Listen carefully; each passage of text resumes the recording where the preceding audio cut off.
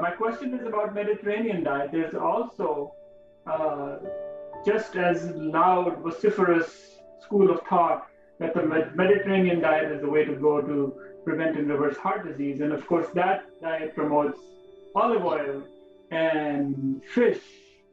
And, we heard about omega 3s and people that eat a lot of fatty fish have less heart disease, less Alzheimer's, less diabetes. In the blue zones, for example, Okinawans. And then I'm going to piggyback one more thing on there, which is wine. Wine is part of Mediterranean diet. So how do you answer those questions, which all of us get all the time, about olive oil, about fatty fish, and red wine being heart healthy? Okay, let me answer each one at a time. First of all, your Mediterranean diet. See, I am of this school. One school is Dean Honest, one school is Dr. Ethelston. Dean Honest believes that if you can't go on a low-fat, whole food, plant-based, no-oil diet, then you can become a flexitarian and give up a little bit. It's better than not doing anything. So, in my opinion, that I don't know, if you know about it, great, but I don't know any studies that have been done. For a person with a heart disease like I have, I am not really doing it, but if somebody has this and follows the low-fat, whole food, plant-based, no oil diet, that is the only way to reverse the heart disease. So I don't know if there are studies done on the Mediterranean side. I don't. Number two, you talked about getting your omega-3 from the oils and all that, but flaxseed has the same kind of omega-3 that you can use. So if you're talking about fatty fish, apart from the mercury and all that aspects of it, it is still protein. It is animal protein. And animal protein, like you know, has a lot of saturated fats and high cholesterol and kidney failure and whatnot. So I'm talking about a meatless diet. And the third thing is that when you talked about red wine. Now, I understand this very important question that the jury is not out yet on this. It's a very complex subject. So if somebody who is not drinking, as a doctor, I would never ask the person to drink.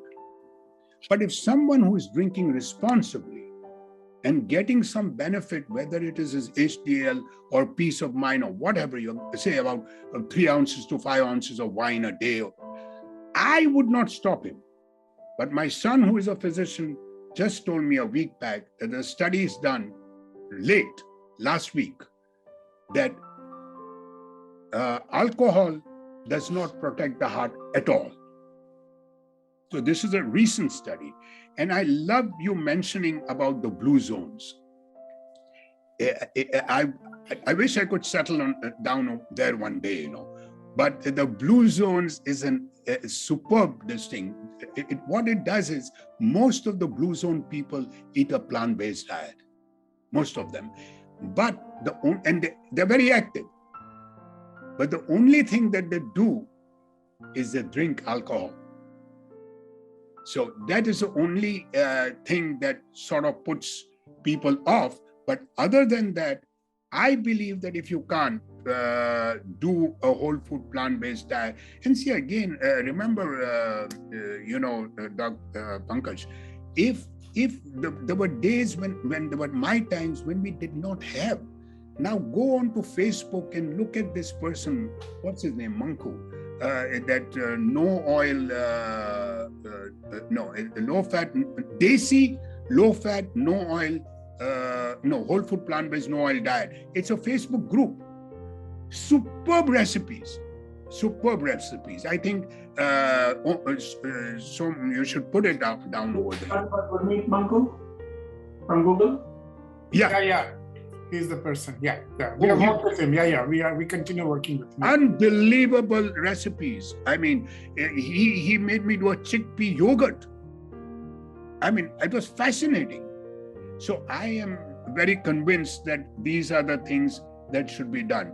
but the alcohol study just came out last week, Beautiful, thank you. I have another two-part question, which actually will cover a question that's coming from India, from Mr. Bakshi as well. And the two-part question is, as Indian physicians, we attract a lot of Indian patients. And most of my Hindu Indian patients say, hey, Lord Krishna used to have all this butter and ghee and milk is the nectar of the gods, and all my ancestors were drinking milk, and from a young age, my mom tells me that they were woken up, kids would fall asleep and they would be woken up and, hey, you didn't drink your milk, because it was thought of as such an important health food for religious, cultural, various connotations. And then I have my Muslim Indian patients or Pakistani patients who tell me, what do you mean I can't eat meat? This is something that we have been taught is very important for bodily strength and for muscles. And, I simply, look at my name, look at my religious background before you make such ridiculous recommendations for me to become vegan. So how do I answer them? You see, one thing, religion and cultural aspects of it, I really would not be able, I'm not in a place to answer that, to be very honest. But let's look at this.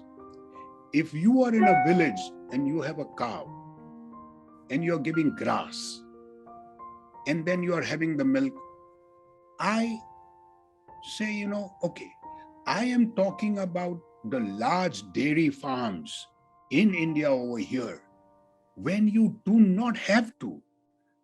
When you do not have to, why we are not saying dairy? Because dairy, forget lactose, because 60% of the world population is lactose intolerant. But you got casein, a protein that can be not digested by human beings. And some of this casein forms casomorphine. Therefore, a liter of milk 10 liters of milk is required to make one small cheese. And therefore, the concentration of casomorphine is in the cheese. So why my patients will turn around and tell me, when I tell them to give up dairy, they say, I've given up dairy. I said, do you eat cheese? Of course I eat cheese. So I tell them why? They can't give up cheese because addictive qualities of morphine. Now, when you talk about our dairy farms over here in America and all that, come on. You are giving estrogen left, right, and center to impregnate the cow, continuously give. And then you're stealing that little one and selling it as veal in the restaurants. So to me, there is no criteria for us in America or in India. Now, when you talk about the religious aspect of it, I cannot answer that. I don't know. But to me, milk does, like the ads were there. Remember, milk does the body good. Milk does the body bad. There are lacerations there. There are more antibiotics used on animals in USA than used in human beings. So now we come to your friends, the Muslims. Okay? Again, religious, I cannot. But think about it. Meat is bad. The meat protein is bad because of saturated. They can have, I think we used to have a saying, I don't know how many people ate, you know what is kharas? Kharas and mithas. Mithas means sweets, kharas means salty. So you said take one kharas, take one mithas. Kharas means meat. Kharas, take one mithas and then have a bypass. So I'm trying to say is that the point I'm making is that meat is not good. Now, if you're going into animal proteins, we can talk for half an hour of why animal protein is bad. You don't require, there is nobody deficient in animal protein, and you can get as much protein in your plant-based as in your beans and legumes and all that. So if they turn around and say, how are we going to get strong? When I did my 100-kilometer bike race, I did it with animal protein. And I was lying in bed for 7 days. When I did a 100-mile bike race, I did it on plant-based protein. And I was going from Gadsden to my small town. I get a call, 9.5 hours of biking, 6 hours of driving. And I get a call in the middle that we don't have a doctor to cover tomorrow. I said, okay, I'll come and cover. 10 hours after that, as if it was a normal day. So you have enough animal proteins for my Muslim friends not to have meat. And remember one thing, that you cannot, because as far as, and I believe that the Hindus should not have the milk. That is my belief. I'm not talking the religion part, I'm not talking the religion part of the Muslims. But as far as I'm concerned, even there are double whammy in the Muslims, because you are creating a cruelty to animals. Mm. So that is an aspect that I do not believe in. And I fight strongly against it, because my wife and my daughter gave up meat because of cruelty to animals 25, 30 years back. And remember, I was from a family with 3 meals a day of meat. So thank you. Speaking of bike rides and recovery, Nandini Garud asked a really good question about if you could specify about what kind of yogasanas you did or what your typical day was in recovery. In my recovery after a long distance run, or just a regular day? He's talking, I think she's talking about the yoga that you did to recover from bypass and become who you are. Oh, now. yes. See, I went to, again, Art of Living, and I started with all their, the pranayamas, the breathing exercises, which helped me a lot. Then meditation, which took me a long time. I still am not very good at it, but I follow my wife's cues. And then I started, basically at my age, you need muscle strengthening exercises, you need stretching, you need balance, and all those things are there even if you do just one Surya Namaskar every day. And I just found out that Surya Namaskar can be aerobic too, if done properly. My heart rate goes to 105, 106. For most of the people that I know do not do the Surya Namaskar properly, the sun salutation. And if I stretch my body doing a sun salutation, oh boy, that is every stretch, everything that is incorporated, and how somebody has thought of this is beyond belief.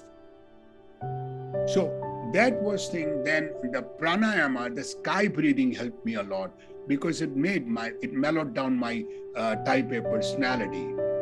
I became more calm. I became more conscious to making the earth better for our children and grandchildren. So I took baby steps. I'm not an expert at it, but I mean, my 1 second of fame is that I can do a headstand, as they show you on that, So that I learned after So there is nothing an old person cannot do, in my opinion. The age of being 85 and 90 and 100, and most of that, again, it is a cultural thing now I'm talking about. Back in India, you always find, if I am now going over there and if I go for a run, they will say, Buddha kya kar raha hai? Kyun bhag raha hai? So the whole idea is, they expect me to be in the mosque or in the temple or in the synagogue or wherever, But no, you can do everything within your means, Beautiful. Thank you so much for that answer. Question about statins. As a standard, anybody with coronary artery disease or even type 2 diabetes or any diabetes diagnosis automatically gets put on statins based on the guidelines that we follow here in the US. And then there's some controversy about statins. So what do you feel about that guideline? And along the same lines, there's some questions about optimal doses of vitamin D and treating iron deficiency and doses of B12. So we can probably handle those questions together. So statin and then vitamin D, B12, iron. Okay. So first of all, with statin, I would tell people, if you've got a high cholesterol, you are on your statin right now, do not stop it. If you're wanting to go on a whole food plant-based diet and properly, we're talking about a proper, no cheating. You do that, and if you then do in about 6 months, check your cholesterol. If your cholesterol has come back to normal, then you half your dose of your statin and then slowly taper it down and give it up. And see if your cholesterol is remaining, because you do not need any outside cholesterol, period. Your body makes enough cholesterol for you. Now, there are studies done that nobody who has got a cholesterol under 150, total cholesterol, and LDL under 70, very few you'll find who got heart disease. Now, if I can, but I know people who have. I know people who are whole food, plant-based diet, total, no oil, and they have got a high cholesterol. Now they ask me, now what do we do? So there is two schools of thoughts in this, because some people say if you're on a whole food plant-based diet, you're already getting your endothelium regenerating and your body is just making more cholesterol. And some people say, no, that cholesterol will harm your endothelium. Again, debatable, because your endothelium is healthy with a plant-based diet. So in that case, you take the statin to bring down the cholesterol. That's number one. Number two, vitamin D. Vitamin D, you should get it checked, because I think it is from 30 to 100 is normal. Now, let me tell you, when the COVID started, I was actually, I had not gone out, isolating myself at home for the first 2.5 months. I got my vitamin D checked. It was 6. And most of my nursing home patients, even before the COVID, 60% of them had vitamin D deficiency. So get your vitamin D checked first, and then you have to have supplemental vitamin, especially if you're in the Northeast. Now, if you're in Florida and you're going out in the sun, then it's okay. Or if you are in, say, Rajasthan, as our guest is, then it is different if you've got the sun on you. That is the best way. But I know people will sit at home in the rooms and say, I'm getting the sun. No. So you start off at 1,000 units, 2,000 units, and then go up. I have not seen a single person in my 40 years of practice of having a vitamin D toxicity. But if you've got kidney and liver problems, check it with your doctor.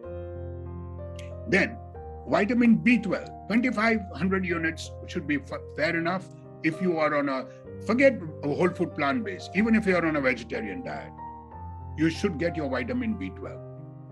Unless you are growing your own food and it's organic and you're getting the soil and all that, the bacteria. And there are so many things we can discuss. I mean, we can go on for hours. I mean, just imagine the gut bacteria, the microbiome. Oh my God. That's a chapter in itself. But you read my book, you'll find that gut microbiome. So anyway, the final thing was B12. Yeah, we covered all. Statin, vitamin D, B12, and iron. See, again, when you take animal protein, you get heme iron. The plant-based protein will give you the natural iron. And what you have to do is take a vitamin C to absorb this iron. One that somebody texted to me was a question for you, Dr. Tahir, about, you mentioned calcium, calcium score, coronary calcium, and so on. And somebody asked if, when we tell them to take calcium supplements, Citracal, D for healthy bones, and so on, would that contribute to calcium deposition in the arteries?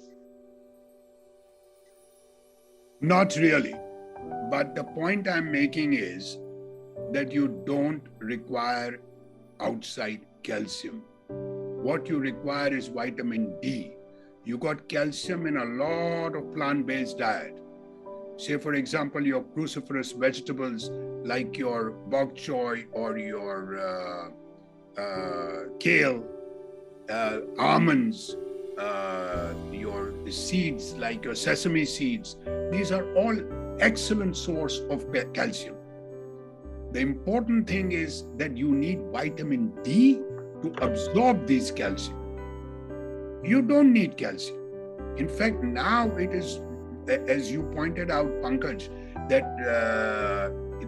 there is a possibility that this calcium can affect you, but not directly to your other things, stones, this, that, what have you. But I personally believe that calcium is not required for anybody to take it. If you are on a proper diet, you are getting enough calcium. And look at that. You look at orange juice, you look at this, that, everything has calcium. So you are never going to be in lack of calcium. D, to absorb calcium, is very important.